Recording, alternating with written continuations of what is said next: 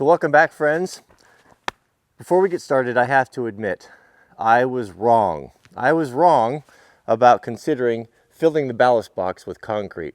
So many, I'm glad I didn't do it. I almost went down yesterday and bought the stuff and did it. You know, I kind of get excited about things and I like to just get after it. But a lot of great points that I hadn't thought about. Flexibility, and the box rusting out and being able to change things. And you just never know. I mean, you can't, I don't have a crystal ball. You can't foresee into the future of what needs you're going to have. Another thing I hadn't considered, one of my Swedish subscribers said that you put tubes in there, that's going to fill up with dirt and junk and garbage, and you're never going to be able to get it out. And that was a good point too. And then rusting at the side. So here's what we're going to do. I purchased something at the Habitat for Humanity a couple years ago. I didn't know what to do with, but I knew one day that I would. And today, I think is the perfect job for it. So it was probably 2 years ago or so.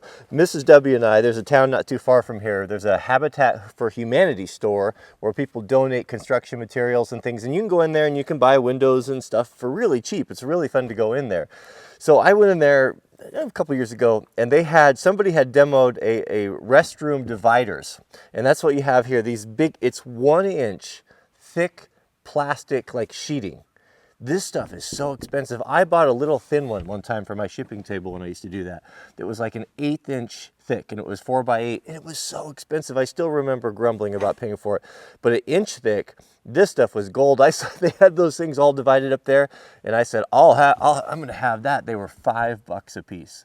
$5 a piece for like 4x4 squares. I got some of them that are even 8 feet long.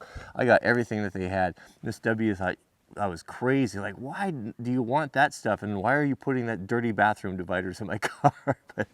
She didn't know, but see, I'm glad I did now. So let's take a look at it and I'll show you what my plan is. So the goal is today to turn the Yanmar YT359C, C stands for cab, into the ultimate toolbox. You know, a helper, force multiplier to use a technical term, where this can be more than a ballast box, but something that makes life a lot easier. So here's what I'm thinking.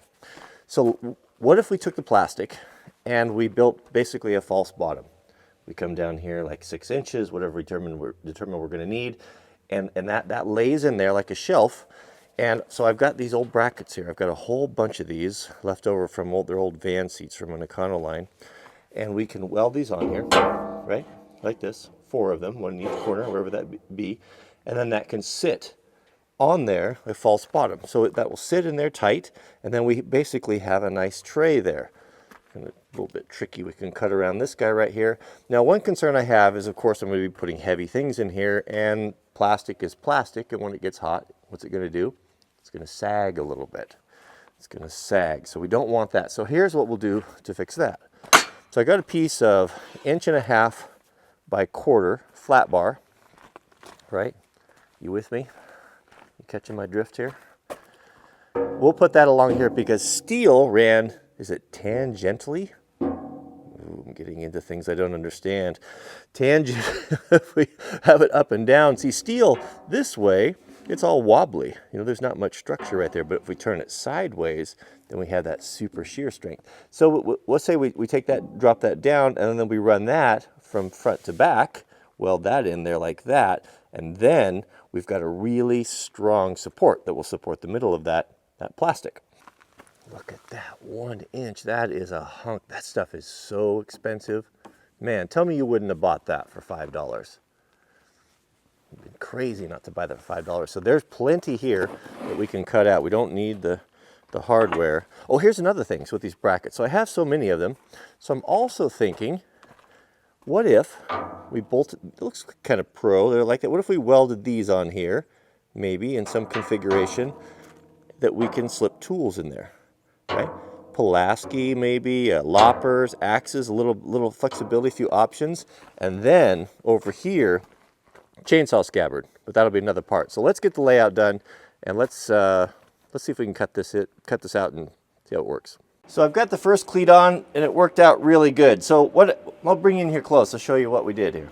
So I decided on 6 inches. 6 inches seems to be, that would give us plenty of lip, and realistically, I'm going to probably put waterproof boxes in here, fasten them down or some way like that. So so we don't have to worry about bringing everything in every night if we want to leave some stuff out.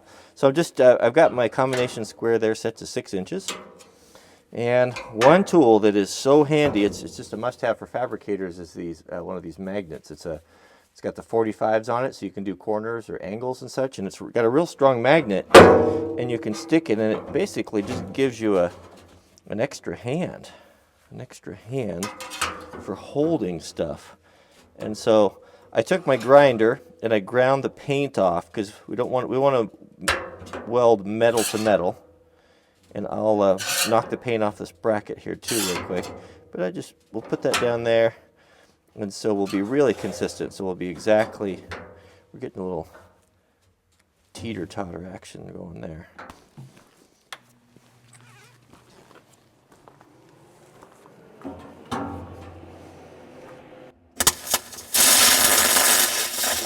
I got too close to my work and burned up the tip on my welding,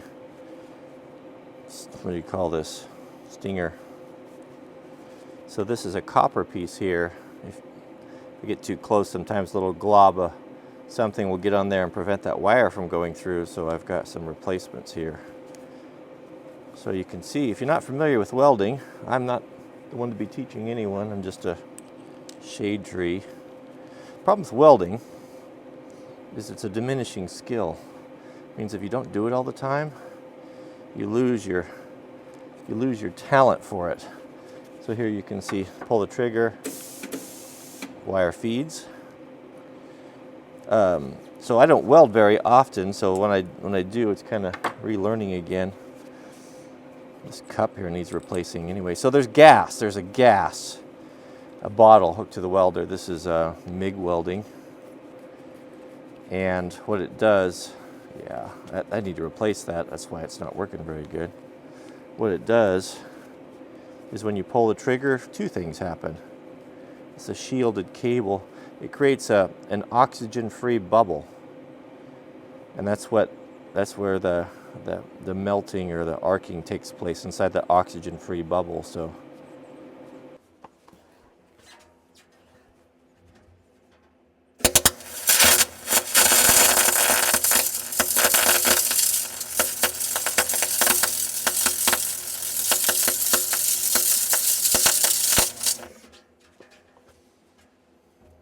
okay, we'll hit the other side.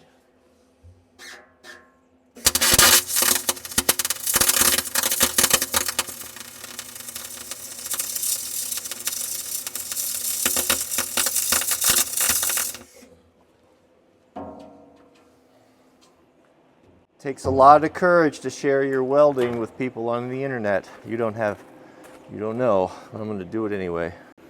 Okay, so not too bad. So this is actually kind of difficult. So because we're welding a very thick gauge, maybe a 3/8 steel, to a very thin gauge, meaning maybe 1/8 inch steel. So one's thicker. You have to be careful not to burn through, but that's okay. We're not talking about holding a bunch of weight here. We're just talking about being a support for our bracket.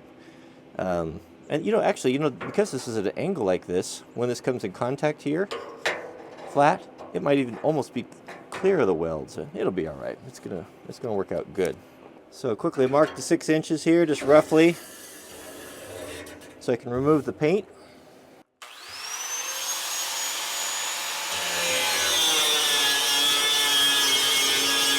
I'm all by myself here today in the homestead. Mrs. W is teaching homeschool co-op class on Mondays, and Jack is with my folks. We dropped him off. We met them in California, and they'll be back up here in a couple days. Not used to being by myself out here.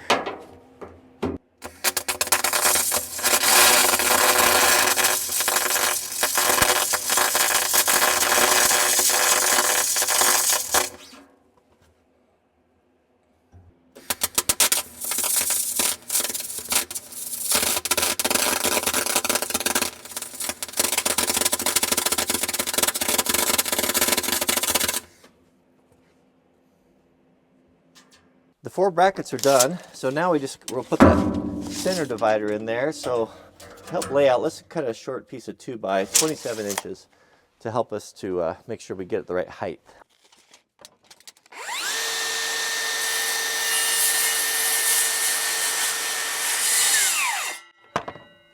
Uh-oh.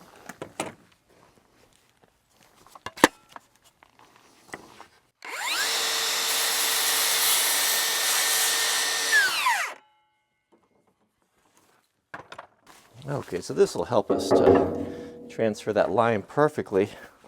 Hopefully, my friends at Yanmar, maybe they can send me a little touch-up rattle can so we can clean all this up, so it won't rust. So there, we're exactly where we need to be there. So here's something we need to be mindful. We got 90 degrees over here, so that's fine, but we have an angle here because this is tilted backwards. So we want to match that. We don't want to do a 90 cut on there. That wouldn't be very good. So we'll use an angle gauge here, mark that, and let's go transfer that over to our flat bar. So we'll use our angle gauge here, and now we can transfer that mark. I've cut this is 1.5 inches, a 2 inch, looks like 2 inch flat bar. I've just cut it kind of roughly to length there. Now we can know exactly what that angle is going to be. This Milwaukee Porter Band tool with the swag table mount is in my top 5 of favorite tools in my shop. I love this tool, and when you incorporate it in with the foot pedal,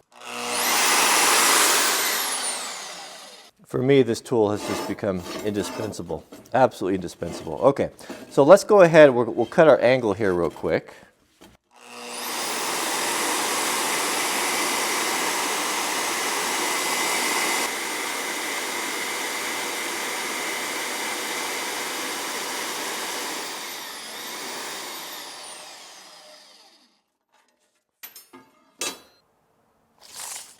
So Troy, the guy that started Swag Off-Road, he's an acquaintance of mine. We kind of had a business. 28 to a long point. What do I have? No, 25 and an 8. 25 and an 8 to long point. I used to have my Jeep parts business, and he invented the TJ tailgate that swings down that you can like sit on like a normal tailgate for the TJs, Jeeps 97 to 2006, and a kit adapter because the stock ones they swing out sideways. Really a cool kit. He does a whole bunch of products now. Swag Off-Road. Go over there, check out his stuff if you're into off-roading and four-wheel drive because he's got some really cool stuff, especially for fabricating metal. Okay, so now we'll just have a 90-degree cut on this side.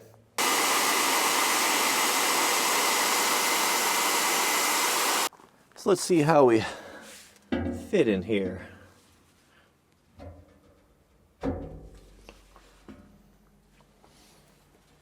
Perfect. Couldn't be better.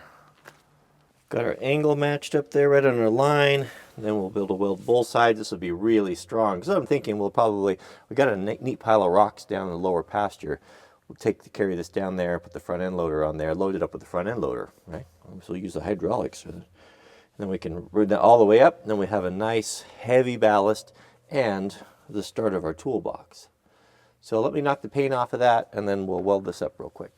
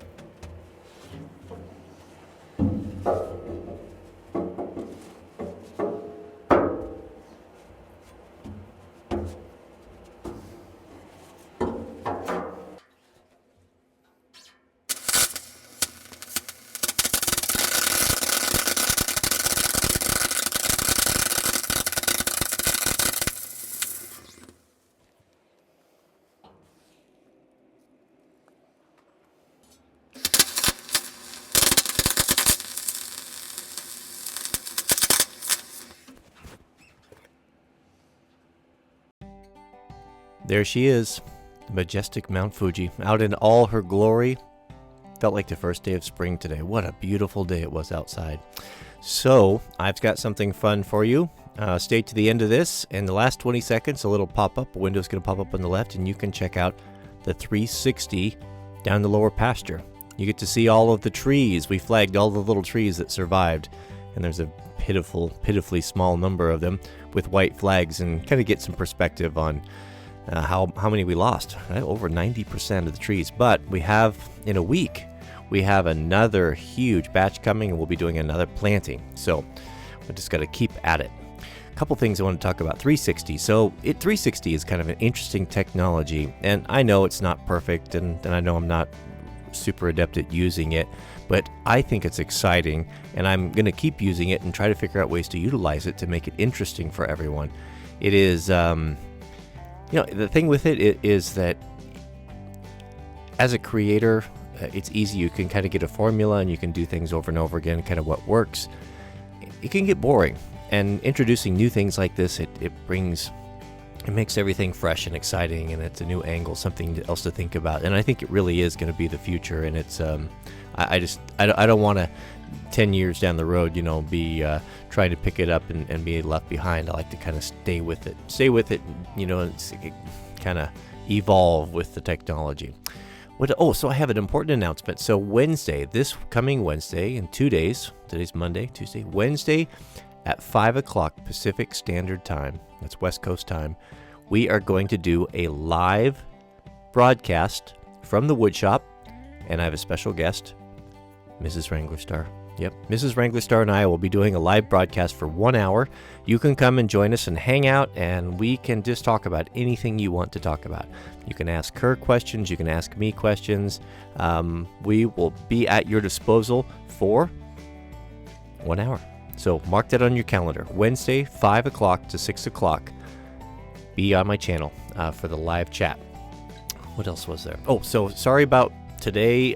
We just ran out of time. I had so many things going on. We'll finish up tomorrow. The toolbox turned out so good. Man, it's going to be so handy to have that. I just well pleased. So that will be uploading the next part there. So go ahead and check out the top left video there. Click on that. It'll take you over to the 360. And it's amazing. It really is amazing. It's only going to get better. So thanks for watching, and we'll see you guys on the next video.